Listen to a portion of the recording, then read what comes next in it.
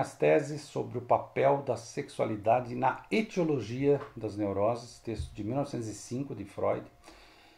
É interessante notar que Freud já tinha um texto que ele se perguntava sobre a sexualidade na etiologia das neuroses e agora ele continua dizendo minhas teses.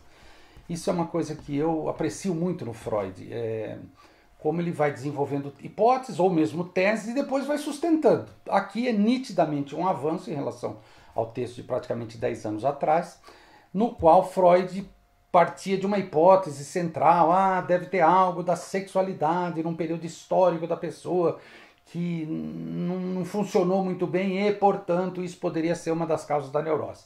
10 anos depois, ele já tem uma tese de que a sexualidade, obviamente, não se limita somente ao genital, aspecto mais concreto da coisa, mas sim a um aspecto mais simbólico, e ele já começa a pensar a sexualidade também em termos dinâmicos, em termos de afeto, em termos de descarga, em termos de repressão. Freud, nesse momento, já estava articulando isso. E, claro, principalmente, preparando terreno para pensar a sexualidade, como ele vai pensar depois, até o final da obra, a sexualidade como algo ligado ao prazer. Tanto que depois ele inventa os conceitos de princípio do prazer, princípio da realidade.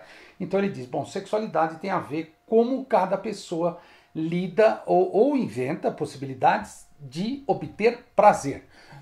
Como a não obtenção do prazer, ela pode redundar numa frustração, por exemplo, a ideia de Freud é de que a neurose seja oriunda dessa frustração, depois mais à frente ele vai chamar inclusive de castração, ou seja, ele já passa por um outro terreno mais subjetivo, entretanto mais plástico, mais, eu ousaria dizer, facilitador da concepção psicodinâmica das coisas da vida, de qualquer ser humano, enfim, e principalmente da relação entre aquilo que é psíquico e aquilo que é da ordem da realidade, com muitas aspas nessa palavra realidade. Então, esse texto curto de Freud, um texto pequeno, de um período no qual Freud foi muito produtivo logo após a interpretação dos sonhos, de 1900, é um texto importante porque a gente consegue obter argumentos, consegue obter subsídios para responder aquela famosa questão, mas Freud só fala de sexo.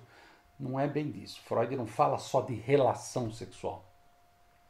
Freud fala da sexualidade humana, que depois a clínica psicanalítica nos comprova.